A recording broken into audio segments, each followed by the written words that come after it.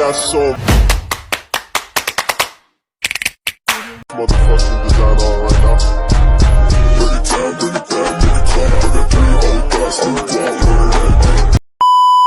Shalom, baik, terima kasih atas kesempatan.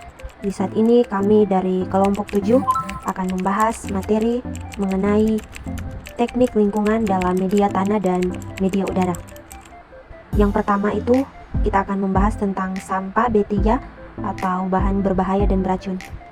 Definisi limbah B3 berdasarkan Bapedal pada tahun 1995 ialah setiap bahan sisa atau limbah suatu kegiatan proses produksi yang mengandung bahan berbahaya dan beracun karena sifat serta konsentrasi atau jumlahnya yang baik secara langsung maupun tidak langsung dapat merusak, mencemarkan lingkungan atau membahayakan kesehatan manusia. Kemudian kita masuk dalam tujuan pengelolaan limbah B3.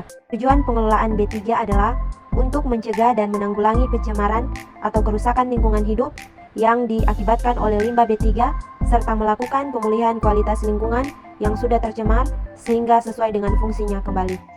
Baik, kita masuk pada pembahasan identifikasi limbah B3. Sumber limbah B3 yang pertama sumber spesifik yang dipaparkan dalam bentuk tabel. Di sana ada jenis industri yaitu pupuk, tekstil dan kertas. Dan sumber pencemarannya yaitu proses produksi amonia, urea dan lain-lain, proses fissioning, dyeing, plating dan lain-lain, proses pencetakan dan pewarnaan, serta ada pencemar utama yaitu logam berat AS atau Hg, sulfat seni amonia dan logam berat, pigmen, zat warna dan lain-lain, pelarut organik, logam berat dan tinta atau pewarna. Kita masuk pada sumber tidak spesifik. Kita melihat bahwa di sana ada 4 sumber tidak spesifik, yaitu yang pertama pelarut terhalogenisasi, kedua pelarut yang tidak terhalogenisasi, ketiga yang tidak spesifik lainnya, dan keempat asam basa. Yang kemudian bahan kimia kadaluarsa, tumpahan sisa yang kemasan atau buangan produk yang tidak memenuhi spesifik, contohnya asetal, dahida, asetamida, asetat 3 gramnya dan ester-esternya, 4 aseton, 5 asetonitrit. Termasuk dalam karakteristik limbah B3. Dalam karakteristik limbah B3 ada beberapa poin. Yang pertama, mudah meledak, yaitu materi yang dapat meledak karena adanya kejutan, panas atau mekanisme lain, misalnya dinamit. Mudah terbakar, yaitu bahan padat, cair, uap, atau gas yang menyala dengan mudah dan terbakar secara cepat bila dipaparkan pada sumber nyala seperti jenis pelarut etanol, gas hidrogen, dan metanol. Yang ketiga, bersifat reaktif. Limbah yang pada keadaan normal tidak stabil dapat menyebabkan perubahan tanpa peledakan, misalnya sianida, sulfida, atau amonia. Yang keempat, beracun, yaitu bahan beracun yang dalam dosis kecil dapat membunuh atau mengganggu kesehatan seperti hidrogen sianida.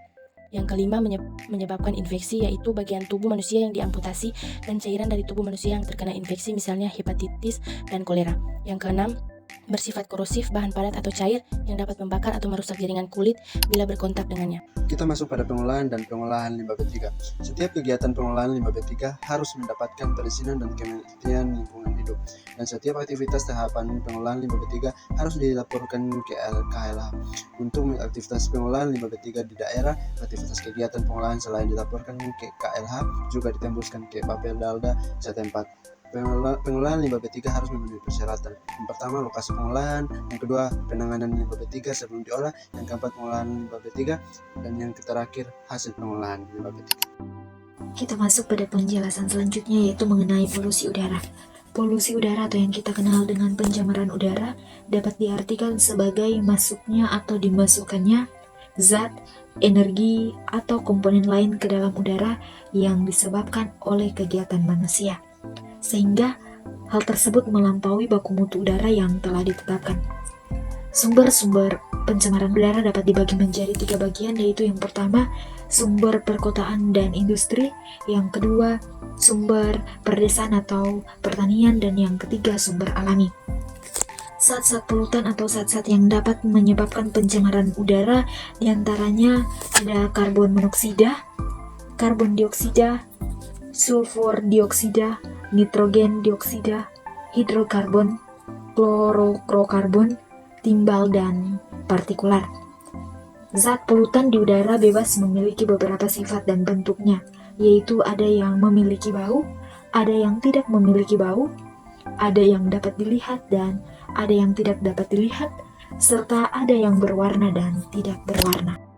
Dampak pencemaran udara. Ada banyak dampak yang dihasilkan dari pencemaran udara, diantaranya mengganggu kesehatan makhluk hidup, kerusakan lingkungan ekosistem, dan hujan asam. Kesadaran masyarakat. Kesadaran adalah sadar akan perilaku atau perbuatan yang dilakukan. Kesadaran tentang lingkungan hidup mencakup banyak segi, antara lain segi kognitif, yakni pengetahuan dan keterampilan, segi afektif, yakni sikap, dan segi perilaku seseorang ketika terlibat dalam sebuah aksi lingkungan secara perorangan atau kelompok. Melalui pendidikan formal maupun non-formal, kesadaran tersebut dapat dicapai. Menjaga lingkungan di sekitar kita merupakan aspek dasar yang harus dimiliki oleh semua orang. Penanggulangan polusi udara.